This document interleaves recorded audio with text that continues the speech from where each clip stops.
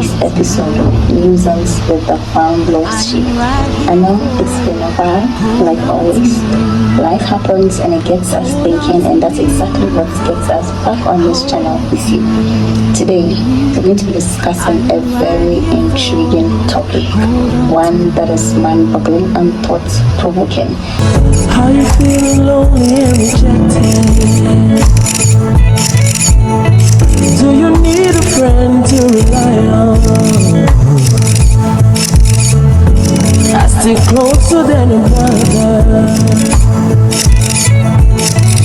Just follow me. I've heard this done a long time ago, but I've not really paid attention to it. But this morning during my alone time, it just occurred to me, and I went about exploring what it actually means. We're going to go for a short break, and when we get back, we're going to be talking about midlife crisis. Stay tuned. It's MUSINGS time. It's the word of MUSINGS. As seminal. Kindly feel free to subscribe, comment, share, like, and click the notification bell for more videos. MUSINGS.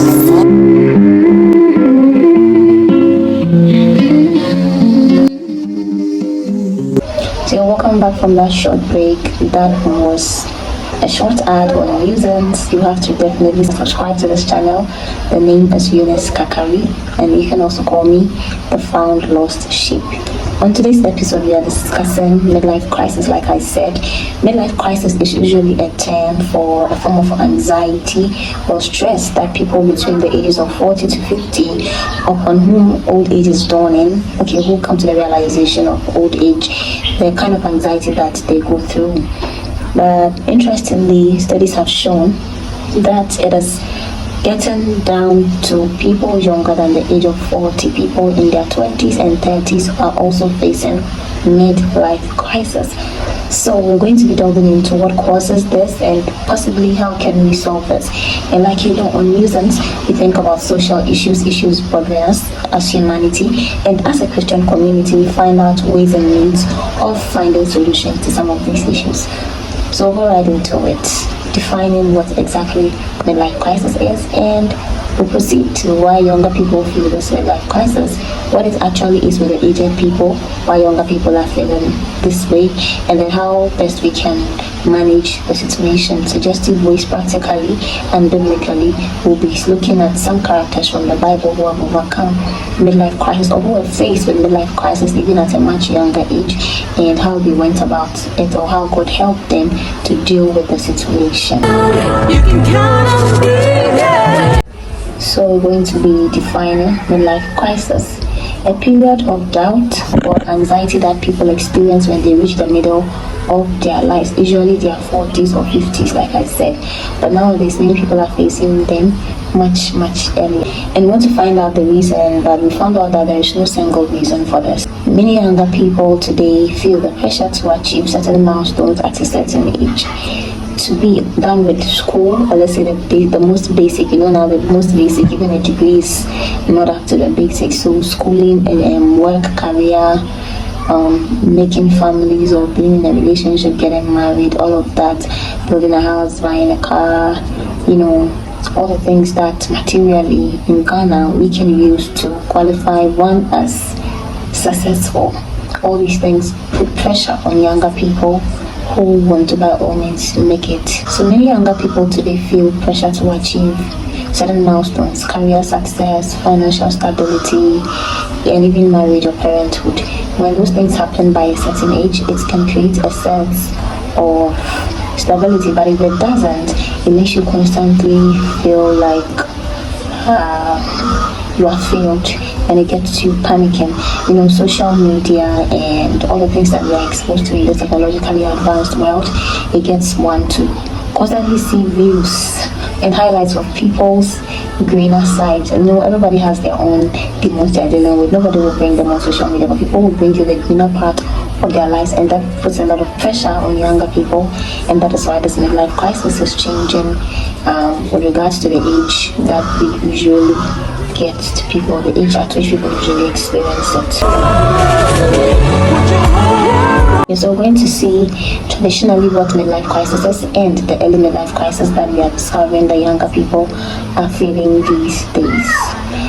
The concept of midlife crisis is often about unmet expectations. We all have dreams, we all have plans, we all have aspirations. So when we realize that, and every dream has a timeline. If you dream and you have goals and you've not written them down, or you don't have timelines, you're likely not to even start about it. But when you have timelines and these timelines have not been met, or met with expectations, basically cause this, and you thought you'd be somewhere by now, successful, happy, or content, but life hasn't quite gone according to your plan, and you're younger. And it can be especially disheartening when you're younger because you feel like you're not even close to where you should be. So, is it possible to experience a midlife crisis before 40 or 50? The answer is yes. The answer is yes. In fact, many experts are now talking about the phenomenon of the quarter life crisis. So that is not midlife crisis, that is quarter life crisis. So let's go deeper. Quarter life crisis is where people in their 20s and 30s begin to experience the same sense of existential dread that once thought to be reserved for the middle-aged. So usually those who are in the middle age would be feeling this pressure, but right now people in their 20s and 30s feel it, and that's what we call quarter life crisis. It may manifest as deep feelings of self-doubt, fear of failure, and even questioning your life's purpose.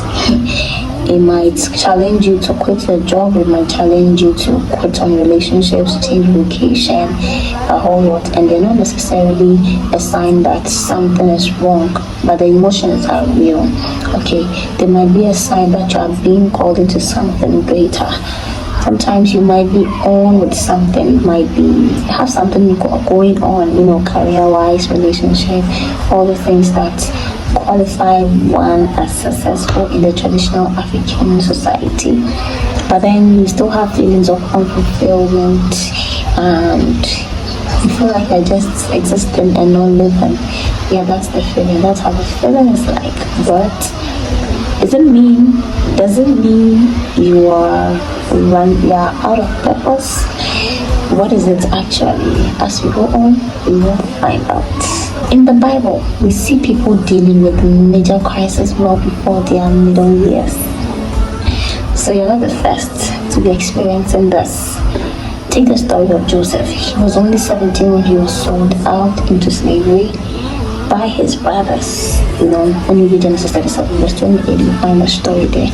And he spent much of his young adult life in difficult circumstances. First, he was a servant. So he was a favorite in his father's house. Then he was a servant or a slave. Then he was now put in prison. He became a prisoner. Imagine how hopeless he must have felt. By the time he was 30, he had risen to a position of power to be the prime minister, a very major role of influence in Egypt. That is Genesis chapter 41 verse 46 for you. Joseph's story reminds us that difficult seasons, no matter when they happen, are not a sign of failure. Pause and think about that. Rather, they are a precursor to God's greater plan for your life. So yes, there may be seasons nothing will seem to be going on for you, but that doesn't mean that God is not working anything out for you. You may need that season for the next season you're getting into, and that is why God has allowed whatever things are happening to happen to you. So the pressure is real, the emotions are real, but don't let that stop you from achieving whatever achievable dreams. What you can control, you should control. What you cannot, leave it to God. Pray, do your best, and hope for the best. Okay, we're going to now zoom into biblical characters who were faced with midlife crisis. Let's say quarter life crisis, early life crisis. We'll take a short break, and when we get back, we're going to be discussing these characters. Stay tuned. Kindly feel free to subscribe, comment, share, like, and click the notification bell for more videos. Musings. There are several biblical characters that went through these early life crises. We're going to be going about their story to find out what they actually faced and how they went about it. Were they successful pretty failures, like we put it in the end. We'll take the first person, who is David. He was a young shepherd boy when he was anointed to be next king in Israel, according to 1 Samuel chapter 16, verse 13. Yet it was years before he actually ascended the throne. In the meantime, he faced massive crisis, because you know what promises God has given you, and yet nothing shows that it is going to happen, because even the one that is your predecessor, is that it? Yeah. The one that is your predecessor had his own challenges that made you doubt that he will ever be king. Saul, the current king, wanted to kill him. David spent years running for his life, living in caves and hiding, and imagine being chosen by God for something great. But then you have to wait and suffer through immense trials before seeing it fulfilled. But we know David still became king, so we cannot give up. But what did David do? He turned to God. When you read the Psalms, it is full of prayers and laments and supplications from David, written during those years when he was he poured out his heart to God. He poured out his heart to God. And when it gets to those instances, pour your heart out to God. Psalm 27:14 says, wait for the Lord, be strong and take heart, and wait for the Lord. There are seasons, all you can do is just wait. Just wait for the Lord. This is a great reminder for us, even while life feels stuck or overwhelming. We always have to know that God's timing is the best and it is perfect. The next character we're going to be studying is Esther. She was not black and broke, forget it. Esther was a Jewish young woman who had become queen of Persia. But soon after, she faced a life or death crisis where her people were in danger of being wiped out. But then, what did Esther do? She knew they were threatening with extermination, and once they would, she probably would be the next. If anybody in her situation would have said, I am safe, so there's no need fighting for my people. But what did Esther do? She decided to risk her life and speak to the king. And she didn't stay silent to watch her people perish. Sister Esther, as you're watching me, yes, are you saying you're too young, or whatever is happening around you doesn't concern you, and so you're not going to stand in for your people? Esther did not relent. She stood in and did what she had to do to make sure that the Jewish people were not exterminated. She stood even though she was young. We also have Jeremiah, and remember, Esther chose to fast and seek God's guidance. Then she bravely approached the king, knowing that her life was in God's hands. Her story is a powerful example of faith and courage in the face of overwhelming pressure. Next we have Jeremiah. Let's also consider Jeremiah. He was called to be a prophet at a very, very young age. The story resonates with most of us. We keep on telling God that I am young, I don't know what to say, I am too young, blah blah blah. But God told him that you will go to wherever I send you to go, and you say whatever I command you to say. Jeremiah was fearful because he felt he was inadequate, and it resonates with so many of us, especially when we feel unequipped for challenges ahead. But Jeremiah learned God equips those he calls. He does not call those he has equipped. Yes, at your younger age or however old you are, God does not care. He calls both the young and the old to fulfill his promise. Hallelujah. Okay, so after looking at these biblical characters, we're going to be looking for possible reasons for midlife crisis or early life crisis or the quarter life crisis that we put it, and we'll find out reasons and remedies.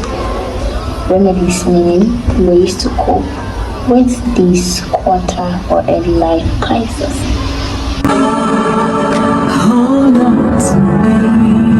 One of them is unrealistic expectations. One major cause of early life crisis is unrealistic expectations. We have unmet expectations, and whatever expectations you have, you must make sure they are either achievable or unachievable. Some are very, very unrealistic and unachievable.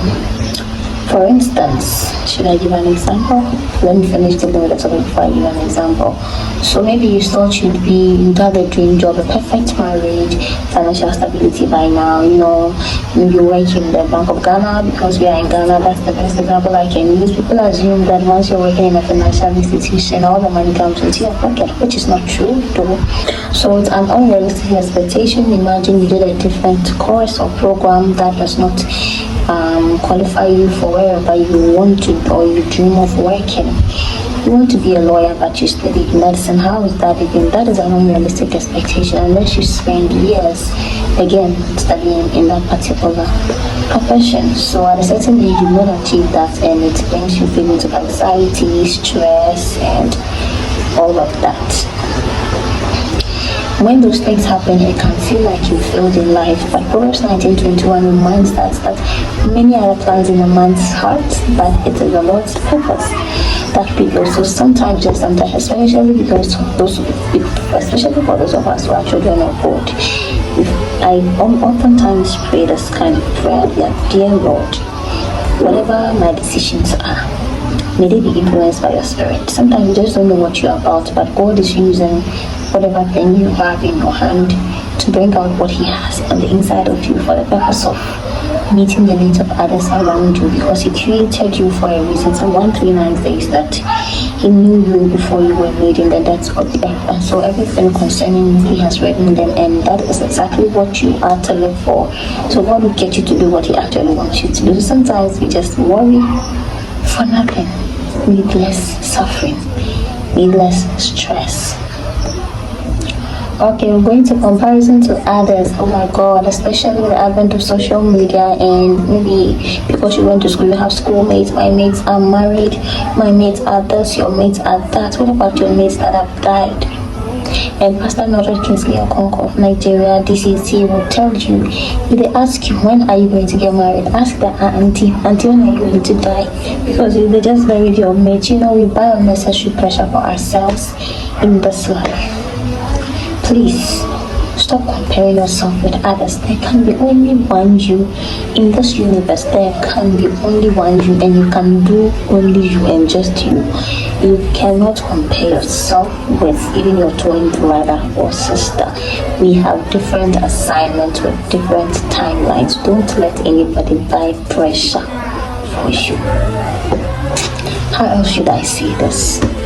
Well, we live in a world of constant comparison, especially with social media. People your age, even younger, achieving things you haven't yet achieved, and it makes you feel behind. David struggled with comparison. He saw King Saul's kinship, and he saw it fall apart, and he knew that he was next in line, but he waited patiently for God's timing. Okay, trust that God's plan for your life is unique, and it will unfold in due season. Trust me and trust God on that. Just take it from me. There's also lack of direction, when you don't really know what you're about in life. Sometimes you just don't know. So, especially for people who have always had a mentor, a mother, a father figure who teach them what to do. Along the line, when these people get off the scene, it is very difficult for them to make the right choices, and so they just move with the wind. They don't have a clear sense of purpose. There is no purpose revealed, and we like to run away from challenges, but remember, challenges sometimes are the footprints or the footpath to birthing the purposes of God for our lives. Joseph went to be a slave, and then he went to prison. He didn't know at last he would become the prime minister in Egypt. So you never know what God's plan is for you. So every trial and test, take them as stepping stones, praying to God for grace to carry you through, so that you don't miss what lesson there is in that season for you, so that the next step in your life, or whatever position, whatever lifting God is lifting you, wherever He's lifting you to, be able to cope and deal with it and give of your best and not disappoint God and the people for whom He has appointed you for that purpose or time.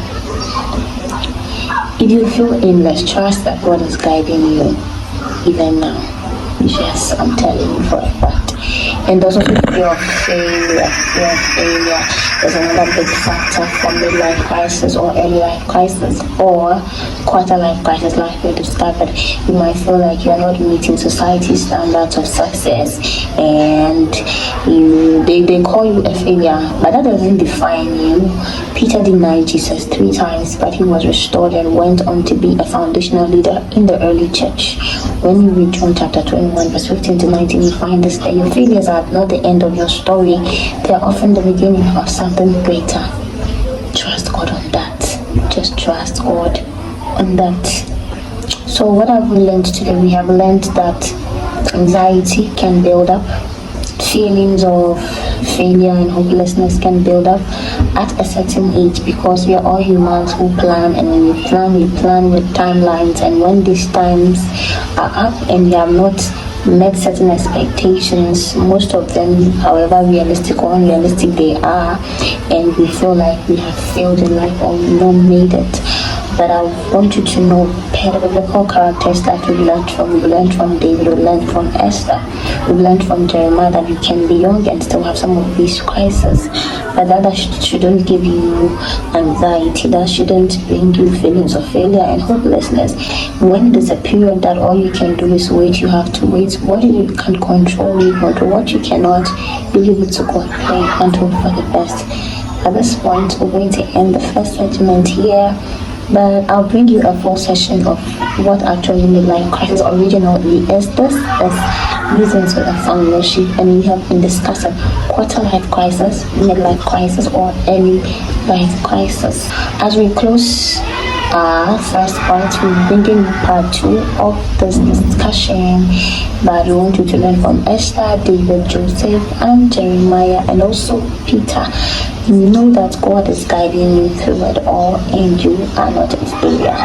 The world is waiting for you. He's birthing purpose in the waiting room. I'll see you in the next episode. It's bye for now.